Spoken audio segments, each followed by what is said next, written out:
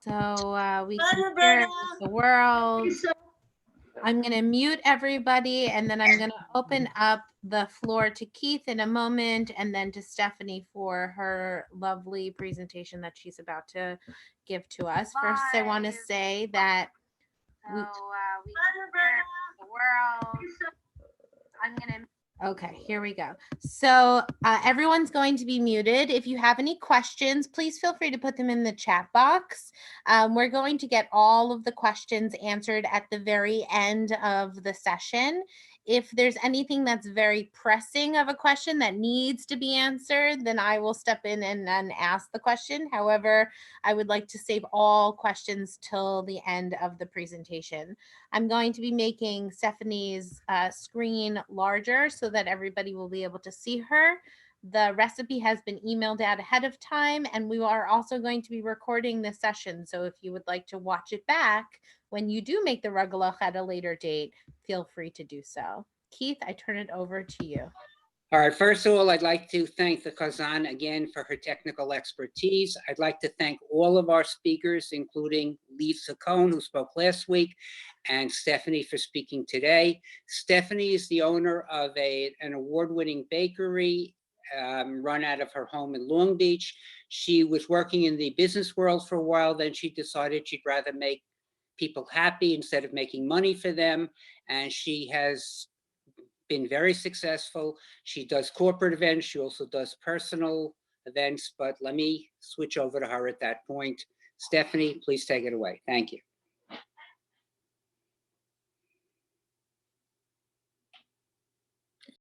Hi, my name is Stefanie Kravitz, and I'm married to Stuart Doloboff. Stuart has been a member of Herchig for over 25 years, and both of Stuart's children, Haley and Russell, were bar and bat mitzvah at Herchig, and they attended the nursery school.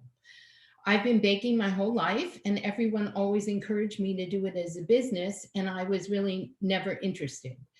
I have had jobs for over 35 years in corporate companies, both large and small, primarily in the men's apparel business. And my last job was very stressful, and I really wanted to quit, and Stuart was very encouraging and said I should do what makes me happy. I had a friend who was moving to Long Beach, and she wanted to start a business, and we were brainstorming, trying to figure out what to do. In 2007 and 16, Haley Doloboff, now Dagan, was getting married, and I had a bridal shower for her in my house. And of course, I made cookie favors. And after the shower, everyone was calling me and saying, wow, those cookies were so amazing. And everybody was emailing and texting. And I thought, you know, that's really a fun business because you can do it for any kind of celebration. So we decided to trademark our name. We formed an LLC. We created a partnership. And just as we were about to launch our website, my partner was overseas, and she sent me an email and said, I really can't do this business because I really need to have a paycheck every week, which anyone who knows, if you have a small business, that's not going to happen right away. So in 2017, I decided to go ahead and do it myself. And my business has been growing ever since. And Fresh Flowers is a special events bakery. Primarily, I do weddings, showers, bar bat mitzvahs, birthdays, any kind of celebration, and corporate events. In 2019 and again in 2020, we won the Best of Weddings on the Knot, which is only given to less than 5% of all wedding vendors. And in 2019, we were awarded Best Special Events Bakery by Lux Life magazine in their Food and Drink Awards. So today I'm going to show you how to make rugelach, and there are many different kinds of rugelach and many different flavors of rugelach, but at Fresh Flowers, our best sellers are chocolate, raspberry, and apricot. So there are two different steps to making rugelach. The first is to make the dough, which needs to refrigerate for anywhere between 12 and 24 hours. So I normally make the dough the day before I plan to bake the rugelach. And then the second part is to roll out the dough and bake the rugelach. You can also freeze the dough once you've rolled it, And you can, if it's wrapped well, it'll last for quite a while. And I'm going to start by showing you how to make the dough. So the butter, there are 4 ingredients to the dough: butter, cream cheese, flour, and salt. And I normally use kosher salt because it has a good texture. So I'm going to move this out a bit so that you can see a little bit more of what I'm doing, and get rid of me a little bit more. Okay, so I'm using a KitchenAid, and you want to start with 8 ounces of room temperature cream cheese and 2 sticks of butter. And I'm going to use the KitchenAid, but you can also use any kind of regular mixing bowl with a hand mixer.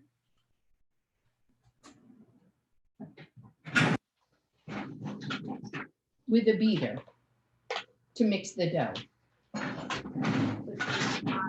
I have a standing mixer, and it makes life very simple. You just want to give this a twirl.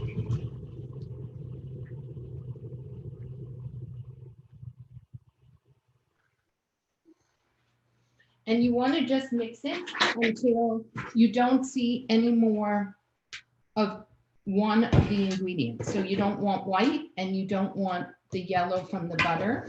You can scrape down the sides.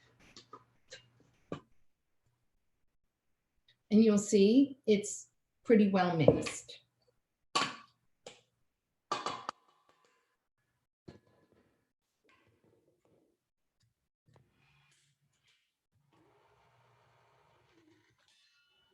Then you want to add in half a teaspoon of kosher salt.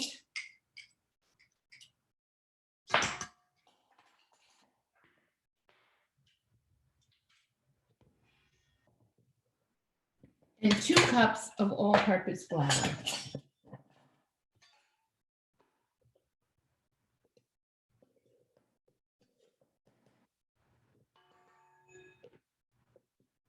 You don't want bread flour or self-rising flour, just plain all-purpose flour. Any brand is fine.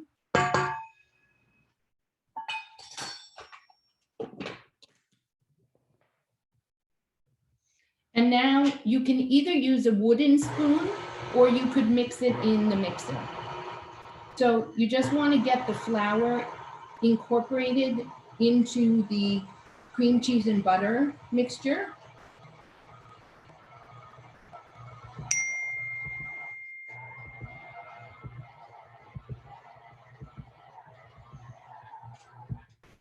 Which, as you can see,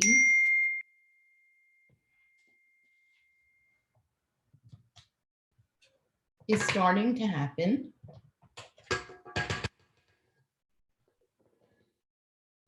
Or you can just mix it by hand, with a wooden spoon so it doesn't stick in the dough.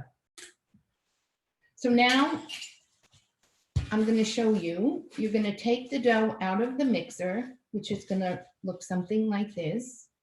And you want to shape it into a 5 by 7 inch rectangle. Now, I have this on a pastry board, which actually has rulers on both sides, on this side and on this side. But you can also, I use this as my kitchen ruler, which you can put it, if you don't have a pastry board, you can put it here. So right now, this is about 5.5 inches, and you want it to be 7 by 5. And you want it to be fairly even. And you'll see that the dough it's not completely all one color. I'm trying to show you out of the sunlight. And that is absolutely fine, the slightly mottled look of it, because that's going to give you the flakiness in the dough that you want. Oh, I should have said, which I already did, I did it, but of course you want to start by washing your hands. COVID-19 or no COVID-19, you always want to start with clean hands. That's the first thing I should have said. But since I did it before, I forgot about it. Okay, so now you're going to take your dough in approximately a 5 by 7 inch rectangle, and you're going to wrap it and you're going to refrigerate it overnight.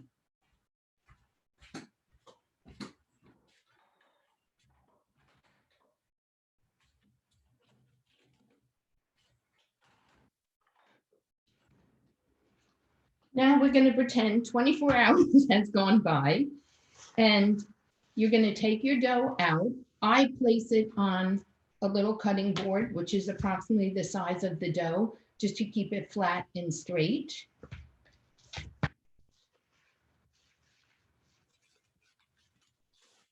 This is just plastic wrap.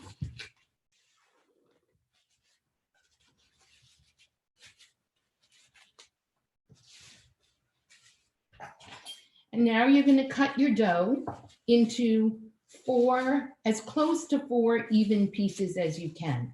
So if this is 5 inches across, each section will be approximately 2.5. And it doesn't need to be exact. You can weigh it if you want to make sure, but it really doesn't matter that much.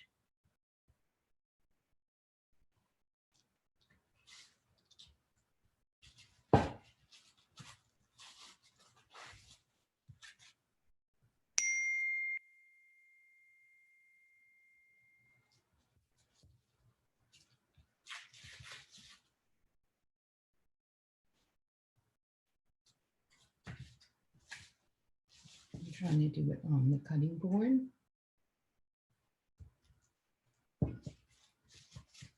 And each of these 4 sections is going to make approximately 9 pieces of rugelach.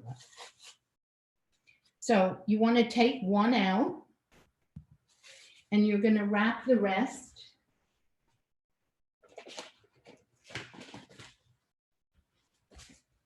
and put them back in the refrigerator to keep them cool.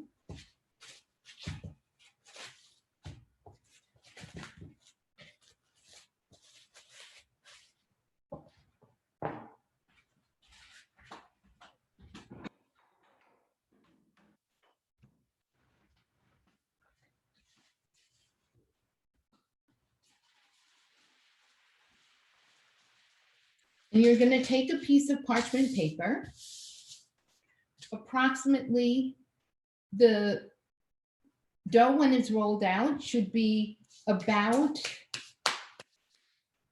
12 inches by 8 inches. So you want the parchment paper to be at least that size. And when they're done, I stack them on a cookie sheet to put them back in the refrigerator. So you want a little bit of flour, which I place on the side. It's not going to harm the dough if it's on the dough. And a little bit on the rolling pin. And you want to roll this piece of dough out to about 12 by 8 inches. So you can either start, because this is going to be a little bit hard since it was in the fridge. You can start it a little with your hands just to flatten it out a little bit. And then you're going to start rolling it, and you want to keep it approximately in the size of a rectangle, because if you get, as you're doing it, it gets too warped. It's hard to get it back into that rectangle again. And you can easily lift the dough off of the parchment. So as you keep going, you can see where the spots are thicker and thinner, because you want to, the goal is to get it as even as possible. And I'm going to turn it so I can get a little more length.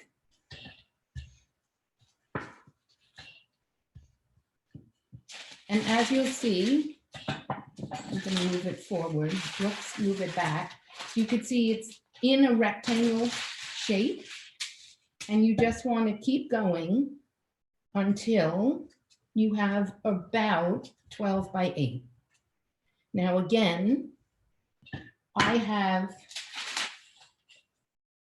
a ruler here and a ruler here, but you can also just place a ruler here. So this is already just about 12 inches. You can't see, but this is about the size of the ruler. So now I just want to get a little more, which you can press a little harder where you need to roll it a little more.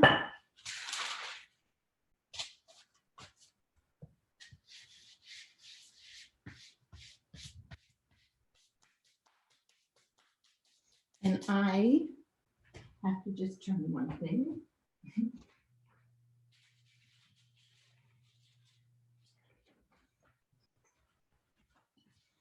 Okay.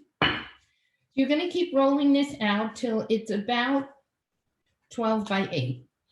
The most important thing, it can be, if you rip a piece by accident, if it gets too thin, you can always patch it. You can also, you can see this is a very straight edge here, but if your piece is not straight, you can always just trim it with a knife to make the edge straight. So you just want one of the edges to be as straight as possible. And you keep rolling it until it's pretty flat and thin, which that's pretty good.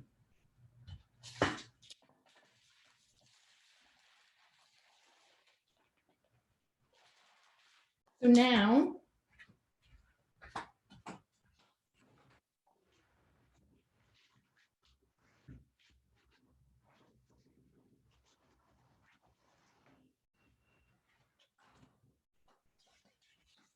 as you roll each sheet, you place it on, this is just a plain cookie sheet.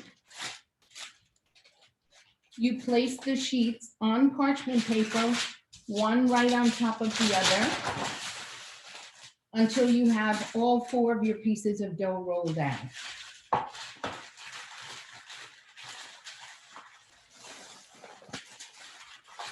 And you put them back in the fridge.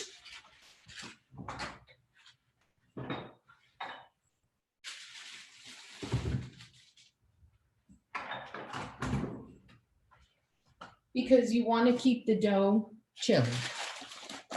So now you take your finished rectangle and you're going to put the wider piece towards you.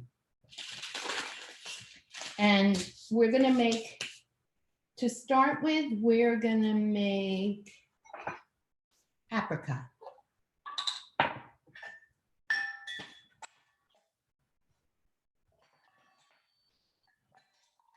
So you want to use approximately 1/4 cup of apricot preserves, and it could be any brand.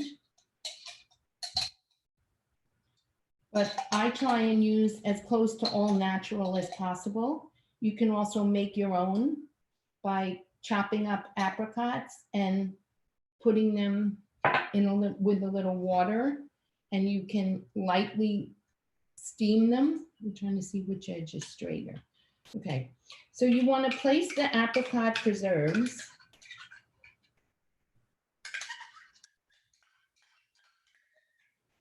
fairly close to the edge, but not all the way to the edge. And then you want to just smooth it out along the bottom edge. And the preserves act as the glue for the walnuts and the raisins and the cinnamon sugar that you're going to add next.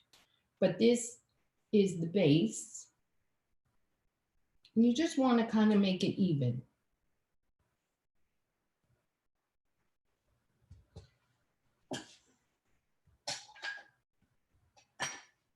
Okay. Then you want to have ready, which I should have started with this. You want to have raisins that are chopped, which you can use just a regular kitchen knife. And you just are going to, with the raisins and the walnuts, you're just going to simply chop them. And I already did it. So you want to have all together for your 4 sheets, you want to have a cup of raisins chopped, and you want to have about a cup and a quarter of walnuts. So again, you don't want large pieces and you don't want finely chopped. You want sort of this texture of, if the pieces are too large, they're going to tear the dough. So small enough that they'll be easy to roll, but not so fine. You still want to have a little chunkiness to the nut.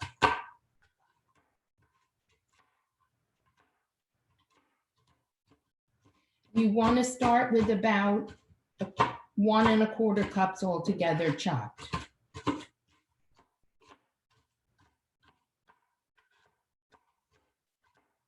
Now you've got raisins and walnuts.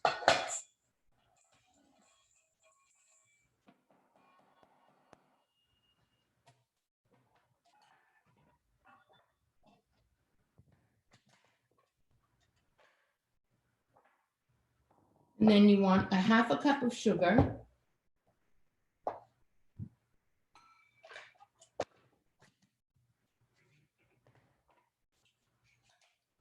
And a teaspoon of cinnamon.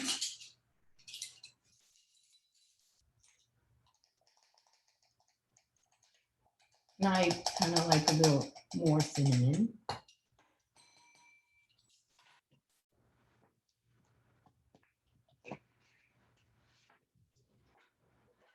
And you're just going to whisk this together.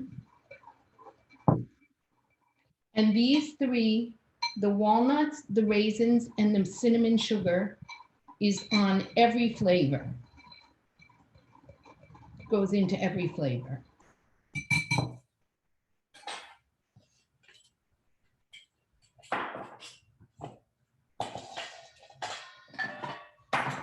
Okay, so now we go back to our dough.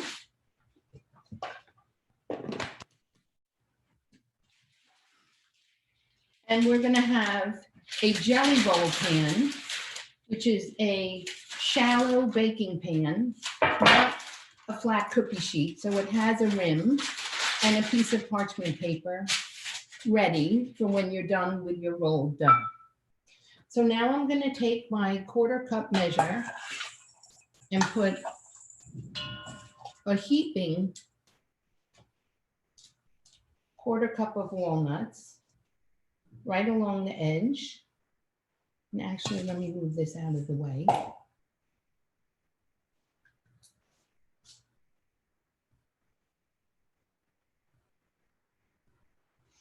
And a 1/4 cup of raisins.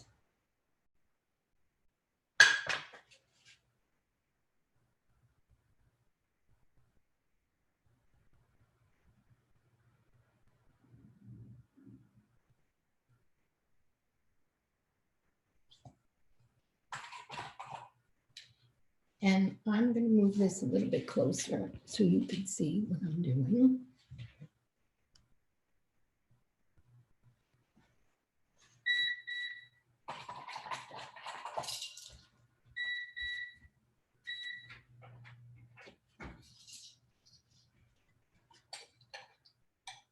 Now you're going to take 2 teaspoons of cinnamon sugar right over the raisins, the walnuts, and the apricot preserves.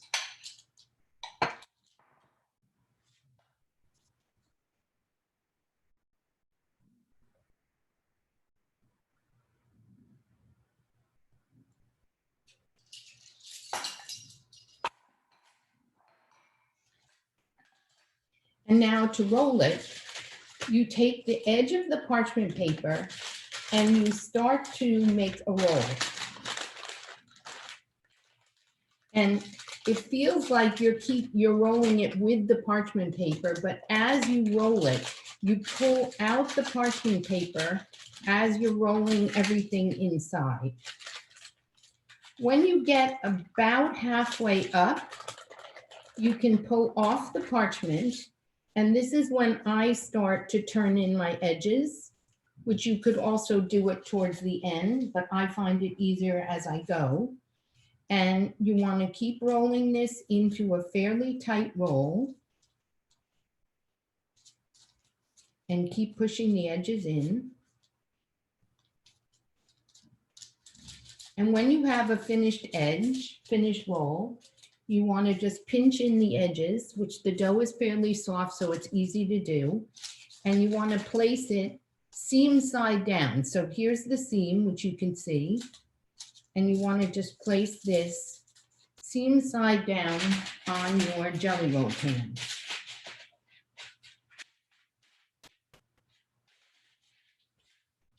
So that's apricot.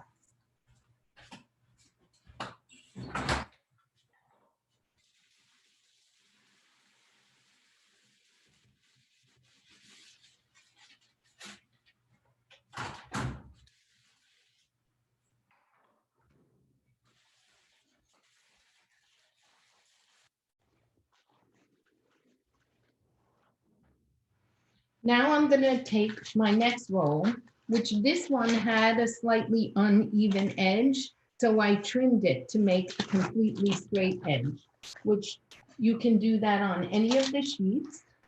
So if you want to just trim some of the raggedy edge, you can, and you can save this in case you get any holes as you're rolling. You can reuse the scraps to patch it.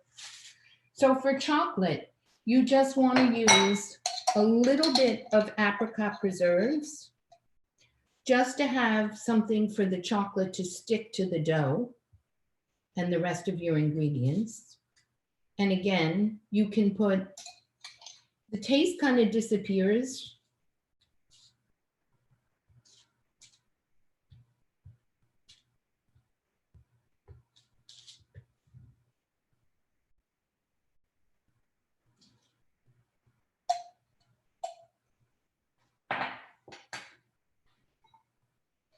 And with the chocolate, I use a dark chocolate. I use a semi-sweet, bittersweet, or however dark you like. I find the darker, the slightly richer the flavor. And again, it's cut into pretty small pieces, not crumbly.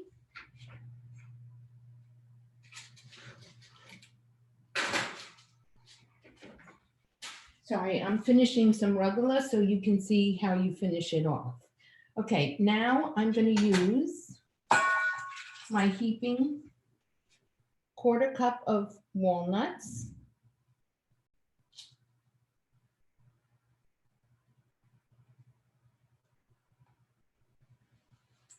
Actually, I'm going to take this out.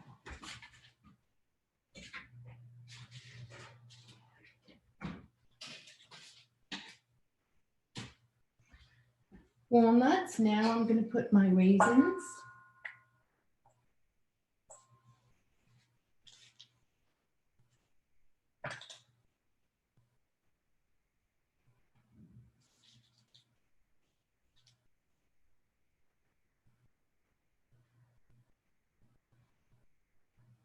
And you want to just really do it as evenly as you can so that you have raisins and walnuts in every piece and every bite.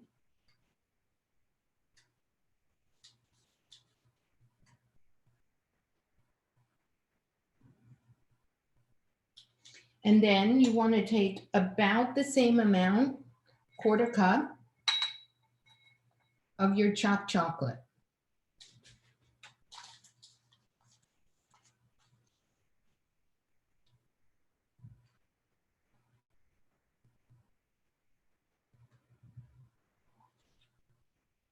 And again, actually there's quite a bit still in here.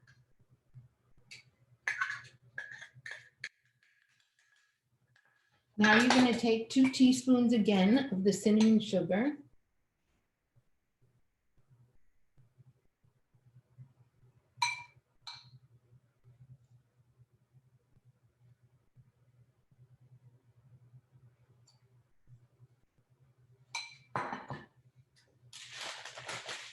And you're going to start to roll the dough the same way.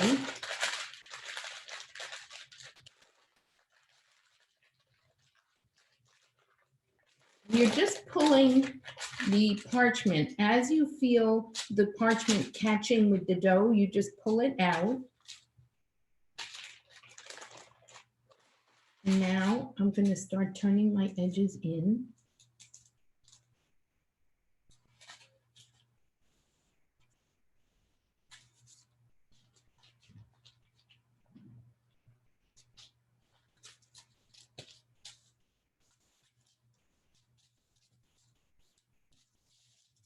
And again, I'm putting it seam side down.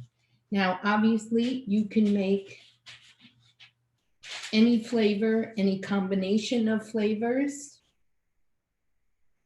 And the last one we're going to do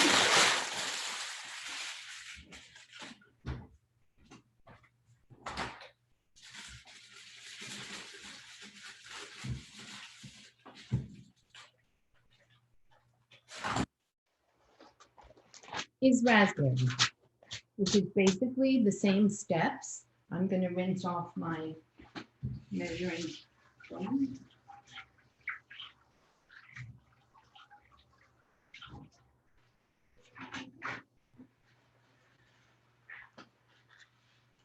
And you're basically going to do, and you can also do raspberry and chocolate. You can substitute, instead of walnuts, you can do different nuts. You can do pistachios, and apricot is really good.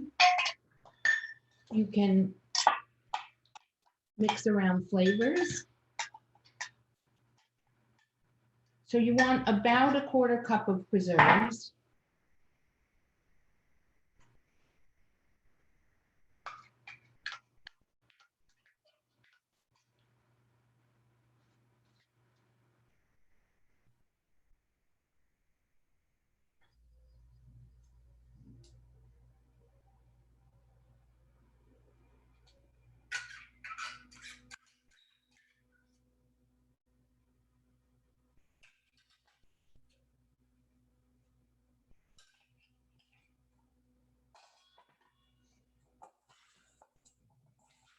And the same thing, a heaping 1/4 cup of walnuts.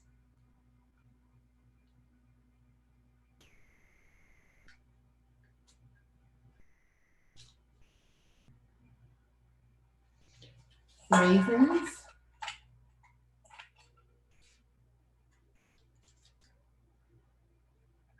I find the raisins easier with my hands because they kind of stick together and it's harder to do it evenly from the measuring cup.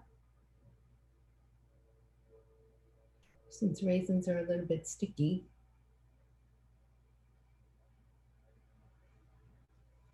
And now cinnamon sugar.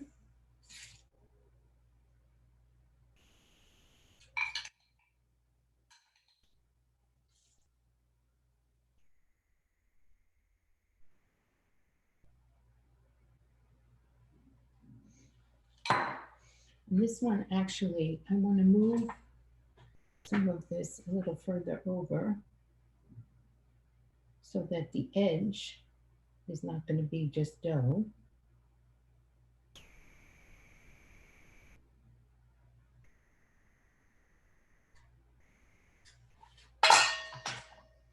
And now I'm going to do the exact same thing.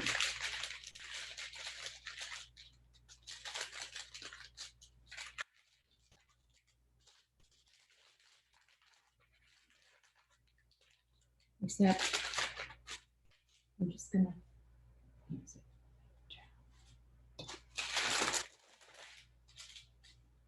Turn in my edges.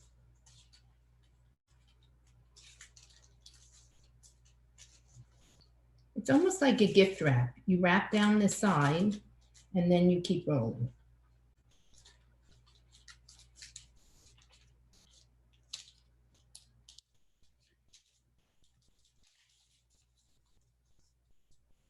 Seam side down.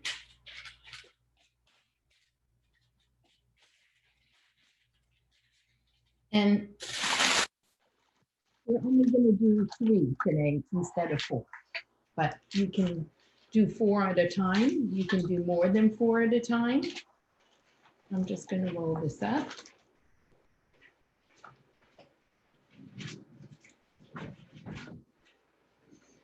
And now we're ready to bake it. Now, if you want, you can wrap these rolls and freeze them, as I mentioned before, which I normally wrap them first in parchment, each roll, and then wrap that parchment roll in saran. And you can leave them in your freezer for a couple of weeks. And when you take them out, they're going to look just like this. So you get to this state, this step.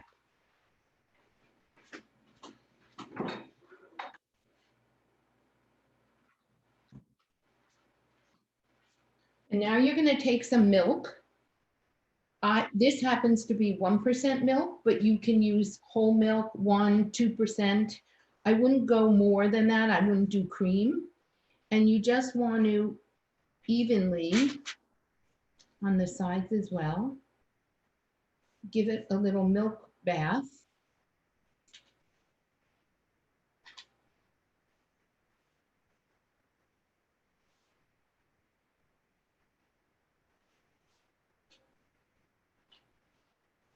A little milk wash.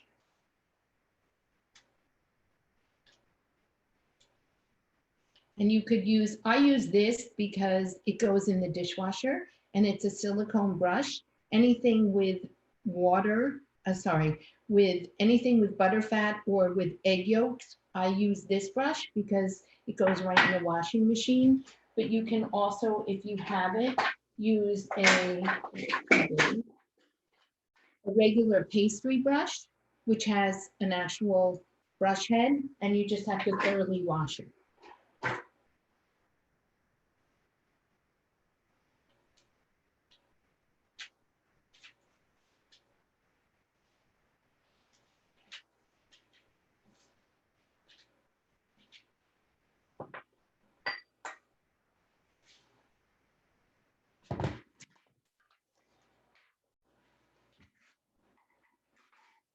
And now you're going to take a teaspoon of just plain granulated sugar.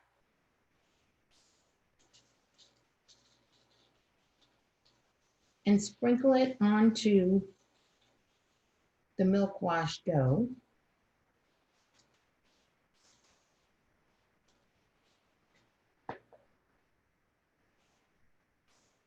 And you don't need to use, you can use a regular teaspoon instead of a measuring spoon, because it doesn't need to be an absolute exact measurement. It's just to give it a little sugar coating, which will give it a crusty finish.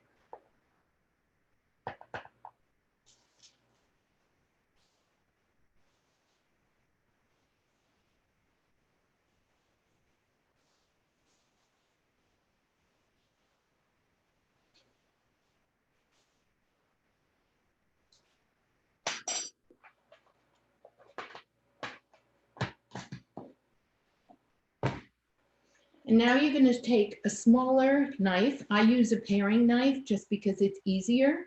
And you want to cut through. Now, normally you do about a 1-inch interval, but because the ends have less filling, I normally make a cut right near the edge. And you want to cut it about 1 inch apart. And you do not want to go all the way through the dough. You just want to cut almost maybe 4/5 down into the dough, but you want to keep the bottom of the dough intact so the filling doesn't spill all over when you bake it.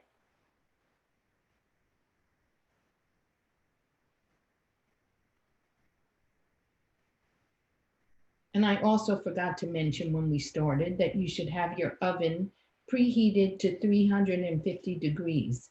But since I was already baking rugelach, I had the oven on 350 degrees, which is why I forgot to mention that to you. So you're going to do the same thing with each of the however many rolls you're making. Make sure that they're spaced at least about 1 inch apart will do. And you're going to finish cutting all of these in the same way.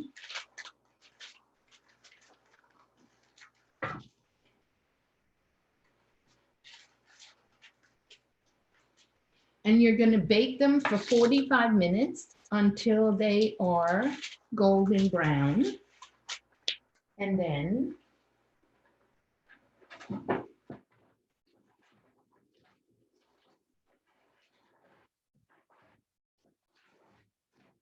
you're going to put them onto a cutting board.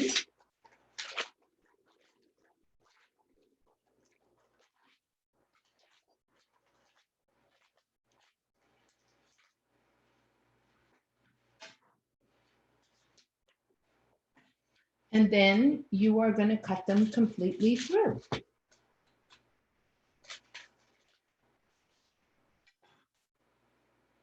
And there is your finished rugelach.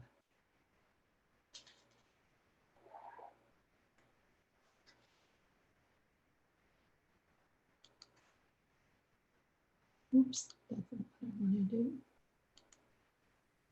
Your grandmother's didn't look like this. They were different shapes. Yeah, but yours, the grandmother's had It was pastry all around it. Wonderful. Keith, you are unmuted. So that we can- Oh, okay. My wife's grandmother used to make rugelach, and she had a slightly different recipe, but unfortunately, we can't talk to her about it. Stephanie, do you want to take questions at this point if anybody has? Sure. Khazan, do you have any?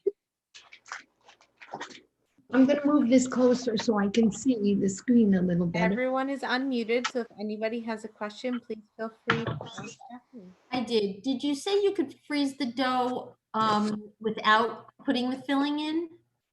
No. You can freeze the dough once it's already filled, and before you bake it, you just leave it without the milk wash, wrap it with a piece of parchment, and then saran around it to protect the dough. And you can leave it in the freezer for a couple of weeks after. And then when you're ready to bake it, you don't need to defrost it, but you do need to do the milk wash with the little sugar. Thank you. You're welcome. I don't know how to undo And that. Is there any way that we could taste it while we're sitting here Zooming with you? Unfortunately, not right now. Actually, I did taste yours at the rugelach. Rosé and rugelach. Yes, it was delicious.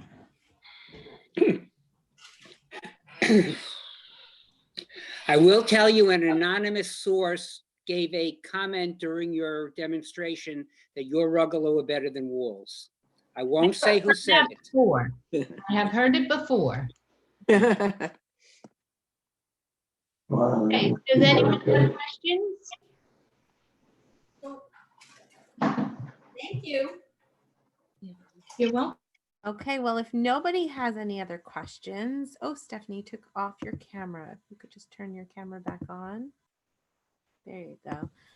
So I just want to say thank you, everybody, for coming. I'm going to let Keith make a couple of announcements and to formally thank Stephanie, and then we will part for the day if nobody else has any other questions for her. All right, Keith, you are on. All right, Stephanie, let me thank you again. Let me thank the Khazan. Let me thank the audience members. And we all look forward to tasting. The next few speakers, I believe I mentioned already, Lori Brodsky next week, then Stephen Molis, and then Liz Kislick. And we're looking forward to all of them. And I hope to see everyone in person, possibly during June sometime for some further lectures. Thank you very much. Thank you. Thank you so much, Okay. Stephanie. You're welcome.